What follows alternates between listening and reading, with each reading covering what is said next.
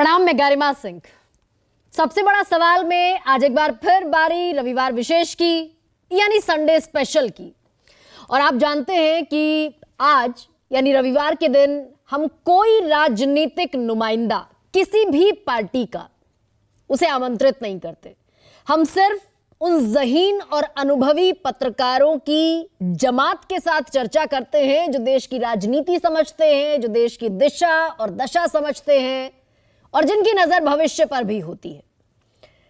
तो जाहिर सी बात है कि अब देश में जो माहौल है, पहली बात तो ये कि वर्ल्ड कप का, क्रिकेट का हाई वोल्टेज मुकाबला चल रहा है, बड़ा रोमांचक मुकाबला है। दूसरी चीज ये कि देश में त्योहारों की भी खुमारी है और तीसरी चीज ये कि देश में चुनावी माहौल जबरदस्त है। ताबड़तोड़ तूफानी दौरे प्रधानमंत्री नरेंद्र मोदी, गृह मंत्री अमित शाह, राहुल गांधी, प्रियंका गांधी, मल्लिकार्जुन खड़गे, अरविंद केजरीवाल, उधर दक्षिण में केसीआर, प्रियंका गांधी, ये तमाम लोग तूफानी दौरे कर रहे हैं, एक दूसरे पर आरोप और प्रत्यारोप लगाए जा रहे हैं। 5 राज्यों के चुनाव हैं और पांचों ही राज्यों में सबकी साख दांव पर है। यह तय है कि राजनीति साम दाम दंड भेद सब आजमाती है, क्योंकि एकमात्र उद्देश्य जीत का है और इसी में सारी ताकत झोंक दी गई है। कल प्रधानमंत्री नरेंद्र मोदी ने एक घोषणा की थी दुर्ग में, छत्तीसगढ़ के, कि जो गरीबों को 5 किलो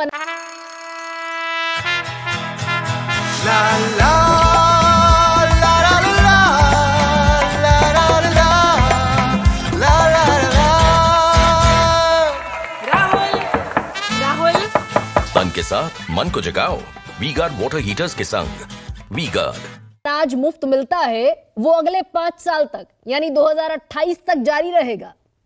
यानी कि क्या इन्हीं विधानसभा चुनावों में 2024 की लड़ाई का मजमून, 2024 की लड़ाई का प्लेटफॉर्म भी तय हो रहा है? क्या यहीं से वहां के संकेत भी मिल रहे हैं? और इस बीच मैं आपको यह भी बता दूं कि 5 राज्यों का ओपिनियन पोल भी सामने आ गया है, जिसमें छत्तीसगढ़ में कांग्रेस, मध्य प्रदेश में भी कांग्रेस जीत हासिल करती हुई नजर आ रही है। राजस्थान में इस तरीके का ओपिनियन पोल कहता है कि बीजेपी सत्ता में आ सकती है। दक्षिण के राज्य तेलंगाना में केसीआर अपनी सत्ता बचा ले जाएंगे और मिजोरम में जो है एमएनएफ, जो रामथंगा मिजो नेशनल फ्रंट, अपनी सरकार बना लेगा। यानी कि 4 राज्य ऐसे होंगे जिनमें बीजेपी सत्ता में नहीं आने जा रही है। एकमात्र उम्मीद राजस्थान से है भारतीय जनता पार्टी को।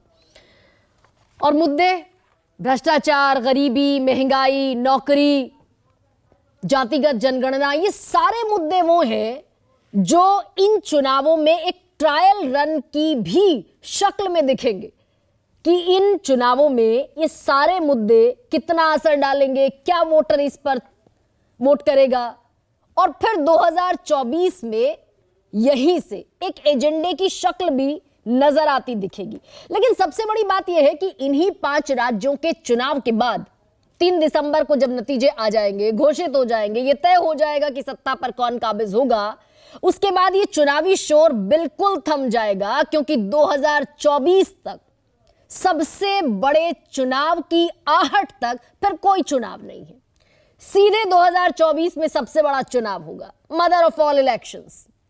और कहा यह भी जा रहा है कि आधी तैयारी सारी पार्टियां इसी 2023 में कर चुकी होंगी 2024 की। अब सवाल यह है कि क्या भ्रष्टाचार का, महंगाई का, गरीबी का, नौकरी का यह मुद्दा 2023 और 24 में हावी होगा? प्रधानमंत्री नरेंद्र मोदी की साख भी यहीं से तय होनी है क्या? क्योंकि दिल्ली, पंजाब, हिमाचल, कर्नाटक, प्रधानमंत्री नरेंद्र मोदी के नाम पर बीजेपी ने लड़े, लेकिन वहां हार मिली। तो क्या ये राज्यों जिनमें चुनाव है अभी, यहां से एक बार फिर यह तय होगा कि वन मैन वन विजन जो बीजेपी कहती है राज्यों में, क्योंकि चेहरे घोषित नहीं किए जाते, यह साख भी यहां से तय होनी है क्या?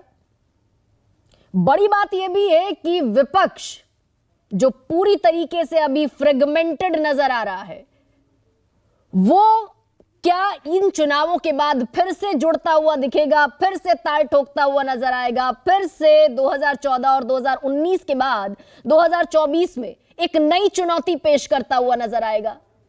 क्योंकि जातिगत जनगणना का जो मुद्दा यूनाइटेड विपक्ष ने, इस डिसयूनाइटेड विपक्ष ने नहीं, यूनाइटेड विपक्ष ने उठाया, वो बीजेपी को असहज भी कर रहा है। आज ही के बयान है, अमित शाह ने निशाना साधा नीतीश सरकार पर।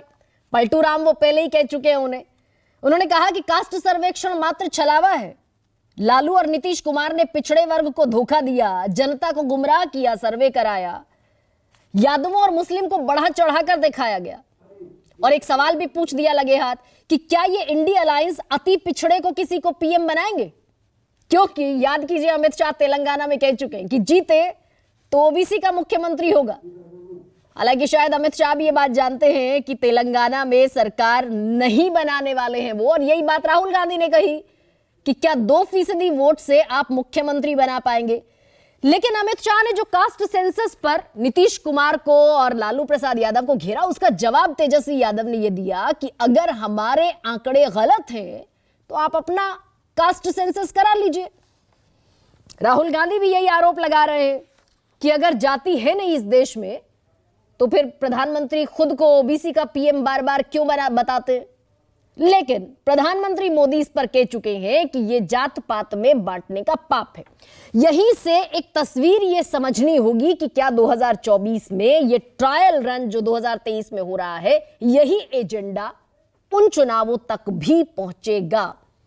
यही समझने की कोशिश करेंगे। पत्रकारों की एक जमात मेरे साथ होगी, लेकिन सबसे पहले 2 बड़े महत्वपूर्ण बयान मैं आपको सुनाती। सर्वे में क्या किया? यादव और मुस्लिम आबादी बढ़ाकर ईबीसी की आबादी को कम किया। अति पिछड़ा को अन्याय करने का काम ये लालू नीतीश की जोड़ी ने किया है। उनका बयान ये सुने हैं कि ये जातीय जनगणना में यादव मुसलमान लोग का बढ़ा दिया गया, बाकी सब लोग का कम कर दिया गया।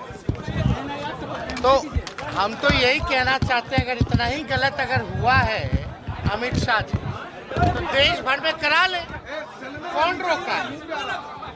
और जितने जगह बीजेपी शासित राज्य है वहां भी करवा ले जाति जनगणना, काहे नहीं करा रहे हो भाई? और ये आप बताइए ना, केंद्र में जितना कैबिनेट मंत्री बिहार से वो कौन है? ओबीसी है कि अति पिछड़ा है? जितने बीजेपी के मुख्यमंत्री हैं ओबीसी हैं, कितने ओबीसी हैं और कितना अति पिछड़ा, जरा बता दें। तो ये बकवास की बातें। 2023 बहुत सारी चीजों की दशा और दिशा तय करने वाला है, और मदर ऑफ ऑल इलेक्शंस 2024 तकरीबन नजदीक है, रणभेरी बज चुकी है। ऐसे में क्या है आज का सबसे बड़ा सवाल, आपके सामने रखते हैं। 2023 तय करेगा 2024 का एजेंडा, और भ्रष्टाचार, महंगाई, बेरोजगारी, यह सब पर भारी पड़ेगा ओबीसी।